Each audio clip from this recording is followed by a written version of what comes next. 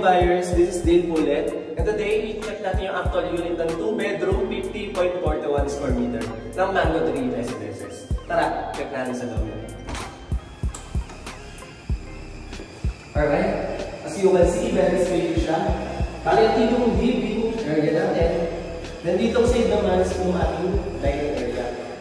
Alright, pagpasok pa lang natin ng main door, isubukan na sa atin yung kitchen fixtures. Bali kasama na po dito yung turnover, yung cover and under counter cabinets. Then yung countertop po is granite. May kasama na po yung sink and faucet. And of course, sa ilalim yan is may nakaabang po na grease trap. Alright. And check naman natin yung toilet tubig. Sa ating toilet tubig, bali kasama natin yung outlet turnover, yung intake shower, toilet bowl, and lavatory. Then sa likod nitong door is may allotted space for washing machine. Alright. Check muna natin yung ating first bedroom.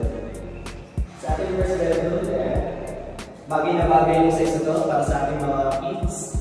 Then yung window dito is naka-standard lang siya para for safety purposes na mga unit owners.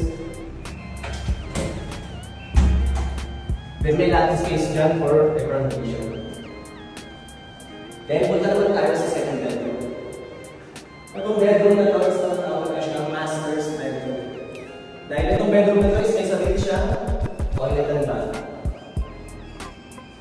Then, same deliverables lang po, pang-intake shower, toilet bowl, and may lavatory.